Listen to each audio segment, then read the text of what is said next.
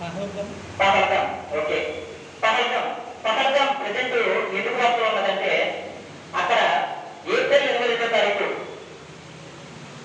ఉగ్రవాదులు ఆ ప్రాంతంలోని పర్యాటకు వెళ్ళి దాడి చేయడం జరిగింది. అందులోని 26 మంది యాత్రికులు మరణించడం జరిగింది. దానికి ప్రతీకారంగా మన భారతదేశం మే 7వ తారీఖు ఆపరేషన్ సింధూర్ అలానే ఒక దీన్ని ప్రయత్నం చేసి దీనికి సోఫియా కురేషి మరియు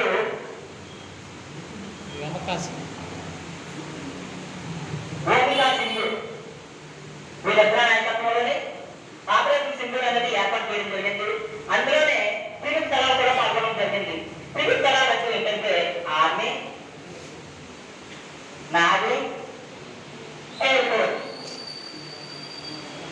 ఇప్పుడు ఏదైనా టాపిక్ చెప్పుకున్నాం అంటే దానికి ఎంతగా ఉన్న టాపిక్స్ కూడా మనం గుర్తు చేసుకోవాలన్నమాట.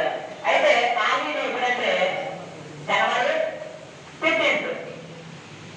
ఈ జనవరి 15th ఆర్మీలో ఎందుకు జరుపుకుంటాం?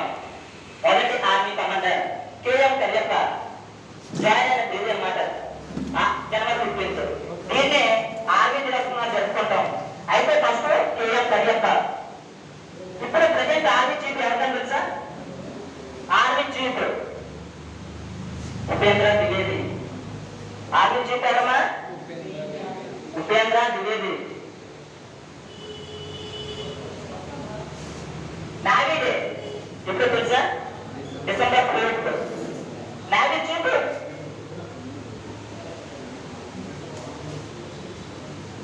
దినేష్ కుమార్ త్రిపాఠి.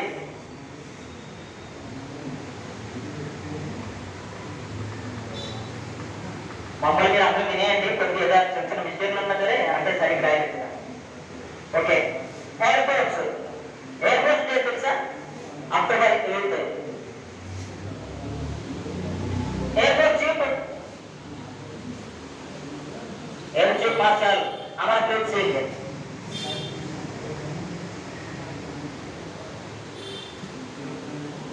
ఓకే, ఎక్కడో విదేశీకరణ ఒక పేరు వార్తలోకి వస్తే దాని నుంచి ఏమేమి జరిగిందనేది మొత్తం అంతా కూడా మనం ఇన్ఫర్మేషన్ తెలుసుకోవాలన్నమాట.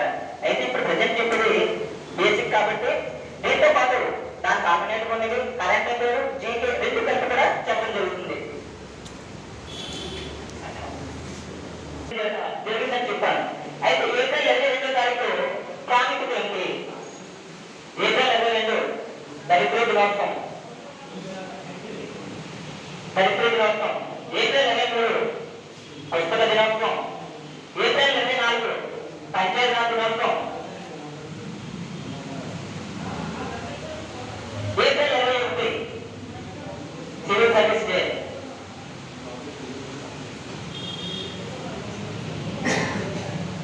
పార్లమెంట్ సివిల్ సర్వీస్ అలా ఎవరు చేస్తారో తెలుసా? Okay, very good. Parliament Indian civil service Sardar Vallabhbhai Patel. Okay,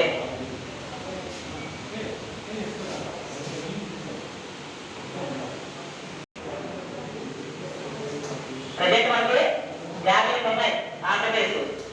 MSc కలిపి రాష్ట్రాలు 6 ఉన్నాయి.